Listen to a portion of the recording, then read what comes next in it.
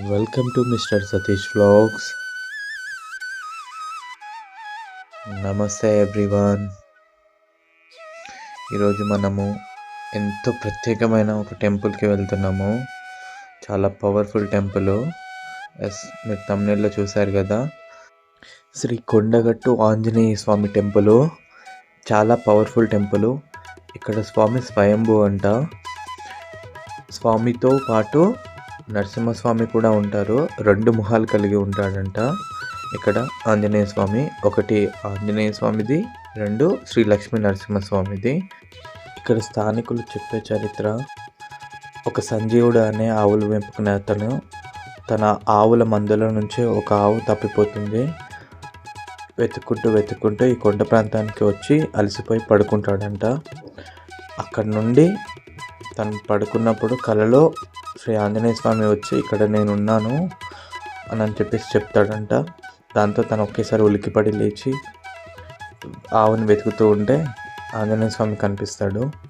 So అలా తను ఒక చిన్న గుడి కట్టేసి అక్కడి నుంచి పూజలు చేయడం స్టార్ట్ చేశారు.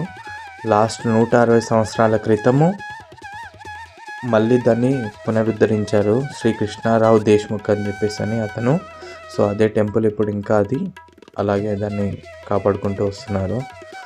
ఇక్కడ ఏంటంటే ప్రత్యేకత, మనం ఏవైనా దీక్షలు కూడా చేసినా, ఏదైనా మొక్కులు మొక్కుకున్నా సో అవన్నీ నెరవేరుతాయంట. చాలా సెలబ్రిటీస్, మళ్ళీ దాని తర్వాత పొలిటీషియన్స్ చాలా వస్తూనే ఉంటారు. చాలా ఫేమస్ టెంపుల్. ఇంకొకటి ఏంటి అంటే చుట్టూ గ్రీనరీ ఉంటుంది. మొత్తం చెరువులు ఉన్నాయి, ఇక్కడ నదులు కూడా ఉన్నాయంట. సో అంత బాగుంటుంది. లొకేషన్స్ కూడా చాలా బాగా అనిపించాయి.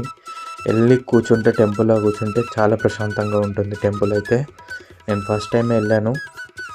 ఇది ఫారెస్ట్ కదా, కోతులు ఎక్కువగా ఉంటాయి. పార్కింగ్కి కానీ మనం స్టే చేయడానికి కానీ అన్నిటికీ బాగుంటుంది.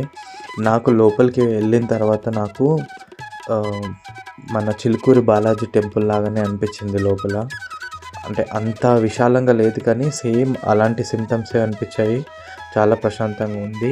ఇది వచ్చేసి మనం కొత్త వాహనాలు కొనుక్కుంటే పూజలు చేయించుకోవడానికి.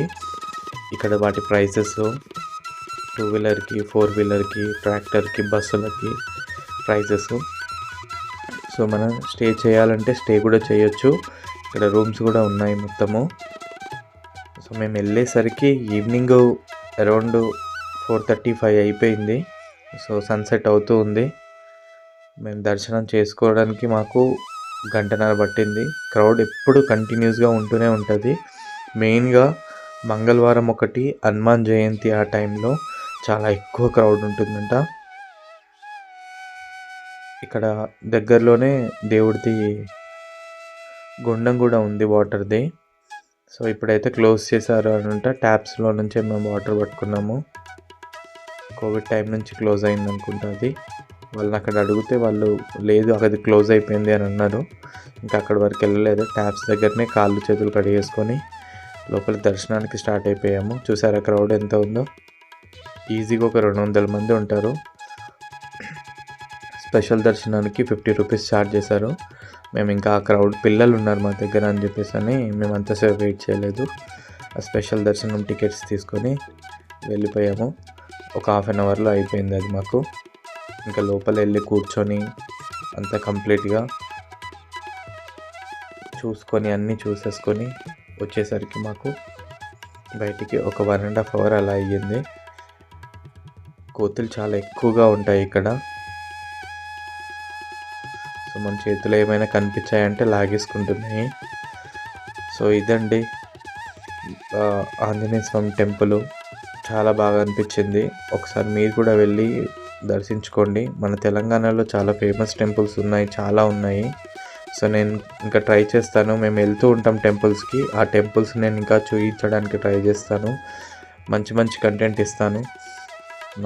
ఇంకా అక్కడ డీటెయిల్స్ గురించి కూడా ఏమైనా చెప్పాలి అని అంటే నాకు కామెంట్ చేయండి. నేను నెక్స్ట్ టైం వీడియోస్లలో ఇంకా చెప్తాను.